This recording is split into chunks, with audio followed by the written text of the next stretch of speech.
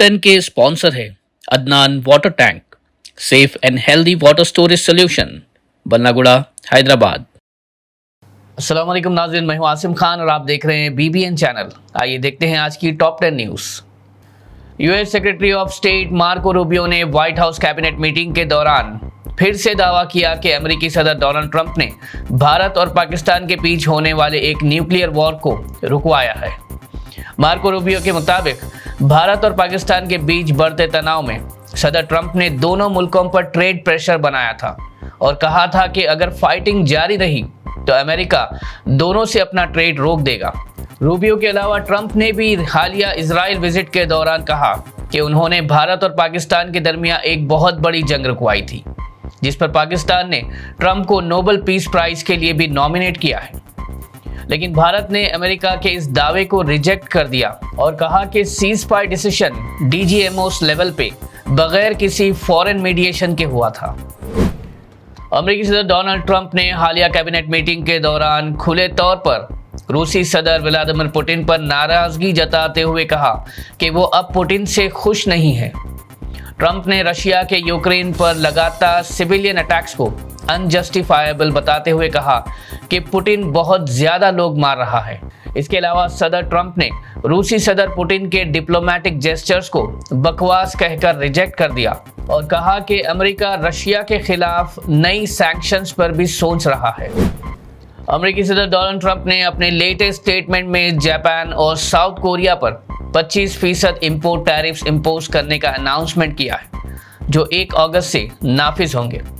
सदर ट्रंप ने यह भी धमकी दी है कि अगर इन मुल्कों ने रिटेलिएटरी एक्शन लिया तो उन्हें और ज्यादा टैरिफ्स का सामना करना पड़ेगा।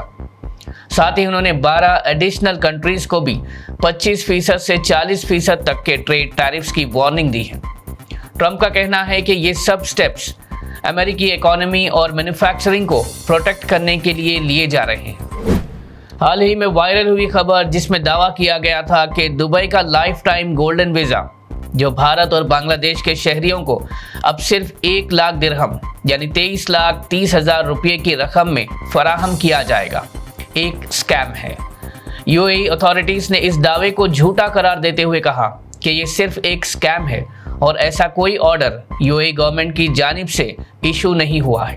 UAE के ICP यानी federal authority for identity and citizenship ने कहा कि किसी भी थर्ड पार्टी कंसल्टेंसीज को ऐसे शॉर्टकट या फास्ट ट्रैक वीज़ा सर्विस देने का इख्तियार नहीं दिया गया है और VFS ग्लोबल या रयाद ग्रुप जैसे एजेंसीज का इसमें कोई रोल नहीं है। ICP ने स्ट्रिक्टली एडवाइस किया है कि लोग वीज़ा के लिए सिर्फ ऑफिशियल UAE प्लेटफॉर्म से ही अप्लाई करें। साथ ही UAE अथॉरिटीज़ ने आवाम को इस स्कैम से होशियार रहने की भी अपील की है। दिल्ली हाई कोर्ट ने द उदयपुर फाइल्स के फिल्म मेकर्स को ऑर्डर दिया है कि वो एक प्राइवेट स्क्रीनिंग उन पेटिशनर्स के लिए अरेंज करें जो फिल्म के रिलीज पर बैन चाहते हैं। इन पेटिशनर्स में जमीयतुल उलमाए हिंद के मौलाना अरशद मदनी भी शामिल है।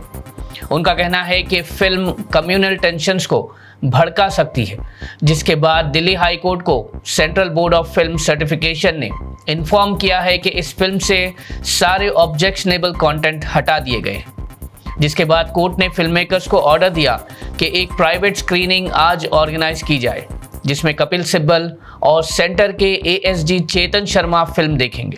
स्क्रीनिंग के बाद जुमेरात यानी कल कोर्ट फिर से हियरिंग करेगी, जहां डिसाइड किया जाएगा कि फिल्म पब्लिक रिलीज के लिए लायक है या नहीं। कांग्रेस लीडर राहुल गांधी ने पटना में बिहार बंद प्रोटेस्ट के दौरान NDA पर संगीन इल्जाम लगाया कि वो महाराष्ट्र जैसे वोट थेफ्ट मॉडल को बिहार में भी रेप्लिकेट करने की कोशिश कर रहे हैं। उन्होंने कहा कि महाराष्ट्र में जैसे इलेक्टेड सरकार गिराई गई थी, वैसे ही बिहार में भी वोटर्स का मैंडेट चुराने की तैयारी हो रही है। राहुल का कहना है कि वोटर रोल्स में बिना वेरिफिकेशन के 1 करोड़ नए वोटर्स ऐड किए गए, जिसमें से 10% वोट बीजेपी के फेवर में कास्ट हुए। उन्होंने इलेक्शन कमीशन पर भी सवाल उठाते हुए कहा कि बूथ वीडियोग्राफी और वोटर लिस्ट डिटेल्स जानबूझकर सप्रेस की गई है। बेंगलुरु के एस्टर व्हाइटफील्ड हॉस्पिटल के इंटरवेंशनल कार्डियोलॉजी कंसल्टेंट डॉक्टर चिराग डी ने भारतीय नौजवानों को सीरियस वार्निंग दी है कि अब सिर्फ 40+ लोग नहीं, बल्कि 20 से 30 एज ग्रुप के लोग भी हार्ट चेकअप्स जरूर करवाएं।